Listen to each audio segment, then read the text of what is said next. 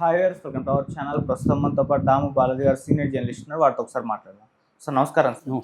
Sir lady అఘోరిని అటు కేదార్నాథ్లో arrest చేశారని చెప్పేసి వార్తలు వినిపిస్తున్నాయి సార్. మరి నిజంగా అరెస్ట్ చేశారా? మరి నిన్నే ఒక వీడియో రిలీజ్ చేయడం మనం చూసాము. అంటే నేను తెలుగు రాష్ట్రాలకి రాను, ఉత్తరాఖండ్లోనే ఉండిపోతానని చెప్పేసి చెప్పింది. మరి ఇప్పుడు అక్కడ అరెస్ట్ చేసి తీసుకొస్తున్నారని కూడా అంటున్నారు. మరి శ్రీవర్షిని పరిస్థితి ఏంటి? మీరేం చెప్తారు సార్ దీనికి సంబంధించి?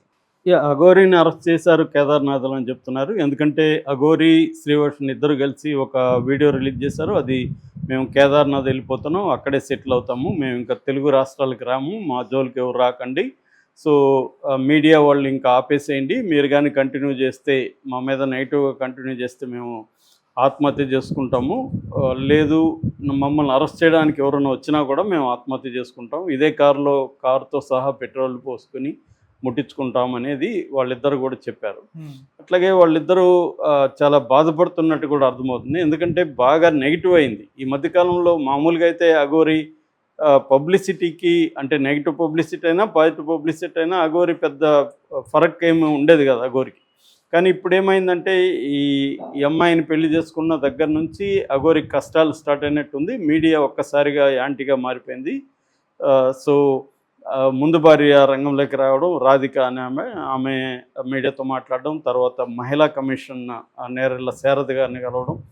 సో అదొక ఇష్యూ అయింది. రెండవ ఇష్యూ, అఘోరికి నగ్న పూజలు చేస్తానని చెప్పి అఘోరి కొంతమంది దగ్గర డబ్బులు తీసుకుందని చెప్పి, అందులో ఒక ప్రొడ్యూసరు 9,80,000 రూపీస్ డబ్బులు ఇచ్చాను అని చెప్పి ఆమె బ్యాంక్ రిసీట్స్ అవన్నీ కూడా పెట్టింది. ఆ పూజ కానీ ఏమి చేయలేదు అని చెప్పి ఆమె కంప్లైంట్ ఇచ్చింది ముకిర్ల పోలీస్ స్టేషన్లో. అట్లాగే ట్రాన్స్జెండర్స్ కూడా పోలీస్ స్టేషన్లో కంప్లైంట్ ఇచ్చారు. ఈ రెండు ఎఫ్ఐఆర్లు రిజిస్టర్ చేసుకున్నారు పోలీసులు. మేము విచారిస్తున్నాం అని చెప్పారు. వాళ్ళిద్దరూ అరెస్ట్ చేసే అవకాశం ఉంది. అలాగే మహిళా కమిషన్ చైర్పర్సన్ శారద గారు కూడా పోలీసులను ఆదేశించినట్టుగా తెలుస్తుంది ఈ విషయం సీరియస్గా తీసుకోమని. ఎందుకంటే ఇప్పుడు అఘోరి మగ ఆడ అనేది ఒక ప్రాబ్లం అయితే, పెళ్లి చేసుకోవడం కరెక్టా కాదనేది ఇంకొక చర్చ నడుస్తుంది. ఇది కాకుండా అమ్మాయిలను మోసం చేస్తున్నారు అనేది ప్రధానంగా ఆరోపణ. మధ్యప్రదేశ్లో కూడా ఒక అమ్మాయి మోసపోయింది. మధ్యప్రదేశ్లో కూడా ఒక అమ్మాయిని పెళ్లి చేసుకున్నాడు అఘోరి శ్రీనివాస్ అని ఈ మొదటి భార్య రాధిక అంటుంది. దాన్ని ఖండిస్తూ అఘోరి కూడా ఒక వీడియో రిలీజ్ చేశాడు. అందులో ఏంటంటే క్లియర్గా, నేను రాధికని పెళ్లి చేసుకోలేదు, రాధికనే నన్ను అప్రోచ్ అయింది, ఒక డిప్రెషన్లో ఉంది, వాళ్ళ హస్బెండ్ ఈమెను వదిలేసి వెళ్ళిపోయాడు, ఆ డిప్రెషన్లో నుంచి నన్ను కాపాడమని నా దగ్గరికి వస్తే నేను ఆమెను కలిసి ఆమెకి ధైర్యం చెప్పాను. తర్వాత ఆమె ఆశ్రమం పెడతానండి, నన్ను డబ్బులు అడిగితే నేను డబ్బులు కొంత ఇచ్చాను, తర్వాత ఆమె రిటర్న్ చేసింది. సో నేను మామూలుగా ఎవరు బాధల్లో ఉన్నా వాళ్ళతో అలాగే ప్రేమగా మాట్లాడతాను తప్ప నేనేం ప్రత్యేకంగా ఆమెతో సపరేట్గా మాట్లాడింది ఏం లేదు. ఆ ఆడియోలో అంతకంటే ఏం లేదు. నిజానికి ఆమె ఆడియోని కూడా బయట పెడితే తెలుస్తుంది. నేను రికార్డ్ చేసుకోలేదు కాబట్టి బయట పెట్టట్లేదు, ఆమెనే బయట పెట్టమని అడుగుతున్నాను అనేది అతను చెప్పాడు. సో ఇక్కడ ఏం జరుగుతుందంటే అఘోరిని అరెస్టు చేయాలని పోలీసులు డిసైడ్ అయినట్టుగా మనకు కనబడుతుంది. మామూలుగా అయితే ఇప్పుడు అఘోరికి ఆ భయం స్టార్ట్ అవ్వడం వల్లే వాళ్ళిద్దరు కలిసి ఆ వీడియో పెట్టారనేది కూడా చెప్తున్నారు. ఎందుకంటే పోలీసులు వస్తారు, మనల్ని అరెస్ట్ చేస్తారని. అందుకని అఘోరి ఫోన్ స్విచ్ ఆఫ్ చేసేసారు. ఈ అమ్మాయి కూడా అందుబాటులోకి రాలేదు. ఈ అమ్మాయిని ఏమైనా బలిస్తాడా అఘోరి అన్న ఊహాగానాలు కూడా ఒకసారిగా బయటకు వచ్చాయి. దానికి సమాధానంగా వాళ్ళిద్దరూ ఒక వీడియో జాయింట్గా పెట్టారు. మేమిద్దరం బాగున్నాము, హ్యాపీగా ఉన్నాము, సో మేమిద్దరం ఇక్కడే ఉంటాము, తెలుగు రాష్ట్రాలకు రాము, దయచేసి మమ్మల్ని వదిలేయండి అనేది చెప్పారు. ఆ అమ్మాయి కూడా నన్ను బాగా చూసుకుంటున్నాడు, సో నాకేమి ఇబ్బంది లేదు, నన్ను బలి ఇవ్వడం ఇవన్నీ ఆపేసేయండి, మీరు ఇలాంటి తమ్నైల్స్ పెట్టద్దండి అని ఆమె కూడా చెప్పింది. అయితే ఇక్కడ ఏంటంటే కేసులు ఉన్నప్పుడు ఖచ్చితంగా మేము తగలబెట్టుకుంటామనో ఇంకోటి బెదిరిస్తే అది ఇంకొక కేసు అవుతుంది. అది యాక్చువల్గా 2 కేసులు అవుతుంది. ఒకటి తనను తాను తగలబెట్టుకుంటానని చెప్పడం, ఆ అమ్మాయిని కూడా తగలబెడతానని చెప్పడం.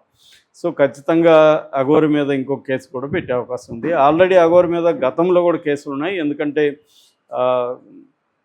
కొన్ని టెంపుల్స్లో అఘోరి కత్తులు పట్టుకొని జనాల మీదకి దాడి చేయడం, జనాలకు గాయపడ్డారు. అట్లాగే కాళహస్తి టెంపుల్లో అఘోరి తాను ఆత్మహత్య చేసుకుంటానని చెప్పి పెట్రోల్ పోసుకోవడం, ఇలాగా చాలా కేసులు ఉన్నాయి. అయితే పోలీసులు ఇప్పటివరకు అఘోరిని అరెస్ట్ చేయాలనుకోలేదు. ఎందుకంటే అఘోరి సనాతన ధర్మానికి ఛాంపియన్ లాగా మాట్లాడుతుంది. సో అఘోరి జోలికి వెళ్తే అనవసరంగా హిందూ సంఘాలకు కోపం వచ్చే అవకాశం ఉందని చెప్పి 2 రాష్ట్రాల పోలీసులు కూడా సంయమనం పాటిస్తూ వచ్చారు. అఘోరితో ఎప్పుడైనా ఇబ్బంది ఉన్నప్పుడు రాష్ట్ర సరిహద్దులను దాటి వదిలేసి వచ్చారు. కానీ అఘోరి ఏంటంటే ఇదంతా తన పట్ల పోలీసులకు ఉండే ఈ వీక్నెస్, ఈ భయాన్ని అర్థం చేసుకుంది. అలాగే మీడియాలో తనకి ఉండే మైలేజ్ని అర్థం చేసుకొని ఏదో ఒక వివాదాలు క్రియేట్ చేయడం మొదలుపెట్టింది. ఇది ఎక్స్ట్రీమ్కి వెళ్ళిపోయి ఇప్పుడు అమ్మాయిలని ట్రాప్ చేయడం, అమ్మాయిల్ని పెళ్లి చేసుకోవడం దగ్గరికి అది వెళ్ళిపోయింది. దాంతో ఇటు అఘోరీలు స్టేట్మెంట్ ఇచ్చారు. అఘోరి అఖిల భారత అఖండ అఘోరి సంస్థ, ఈ అఘోరికి సంబంధం లేదు, ఈ అఘోరి అసలు ఏ రకమైన అఘోరి ఆర్గనైజేషన్లో లేదు.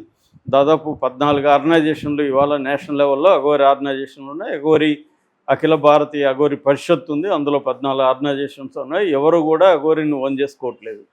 సో అఘోరికి ఒక్క అఘోరీలు ఓన్ చేసుకోవట్లేదు, ఒక పక్క ట్రాన్స్జెండర్స్ ఓన్ చేసుకోవట్లేదు, ఇంకొక వైపు కేసులు ఉన్నాయి.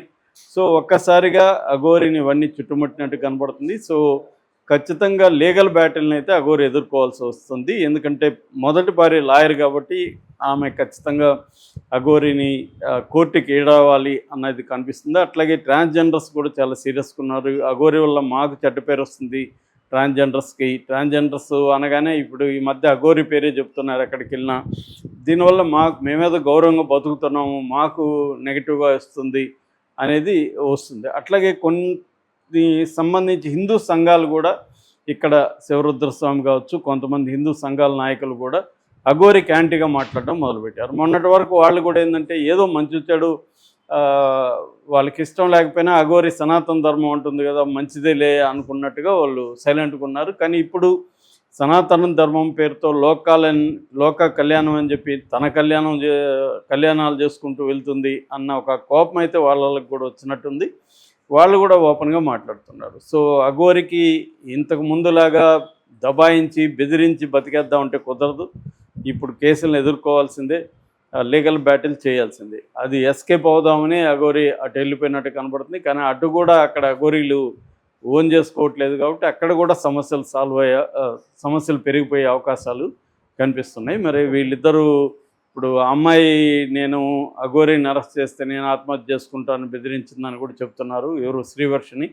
కానీ పోలీసులు ఆ అమ్మాయికి కూడా తీసుకొచ్చి అమ్మాయి కౌన్సిలింగ్ ఇద్దామని ఆలోచనలో ఉన్నట్టుగా తెలుస్తుంది.